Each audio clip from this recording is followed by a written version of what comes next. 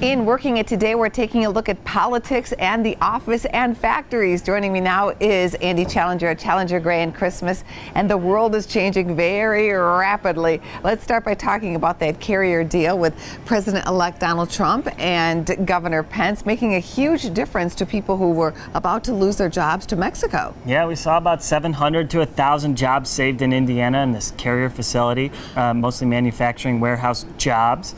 And it might be indicating that we're kind of coming into a new paradigm of how these jobs are going to be saved. Donald Trump really used his social, his media savvy, kind of manipulate, make it a big story, and made it really difficult for this company to exit those jobs from the country. Do you think this will set a precedent? It certainly might be, right? The actual tax breaks that were given, about $7 million over 10 years, is fairly small compared to about $65 million in incomes that are going to be saved each year with these jobs staying in the states. So it wasn't a big tax deal. It was really almost in some ways a threat, maybe a little intimidating to keep these jobs here. Now, what about overall job losses at factories? Because it's a pretty decent sized number. This has been an area that has really been hurt by change. Absolutely, and it's accelerated significantly over the last 15 years. From about 1980 to 2000, 2 million manufacturing jobs left the country or just disappeared.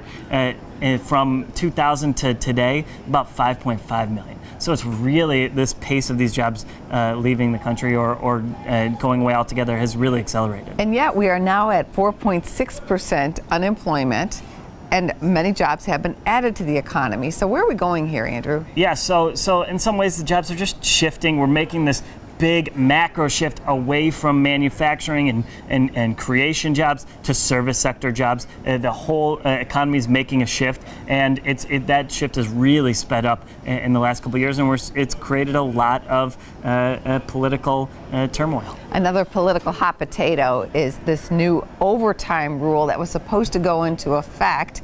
Not happening. It's been blocked. These are for white-collar, salaried people who work beyond their normal work day, and they would have been entitled to some extra money. Yeah, about 4.6 million Americans were supposed to start getting overtime pay as of December 1st. A Texas judge filed an injunction, put that on pause for now, and so companies don't know how to react. They don't know whether to put these rules into effect or keep waiting. It's just created a lot of indecision and unclarity on what's going on in the economy. Are you hearing from HR offices about this, or is there concern on the street? Certainly, people just seem to feel, companies, HR people feel jerked around, right? There's been rules coming into effect. They spent a lot of time and money preparing for this new rule, and now it may be not happening. So it's just created a lot of uncertainty, and that's never good for business. Well, thank you for your perspective today and for coming on the show. Thanks for having me.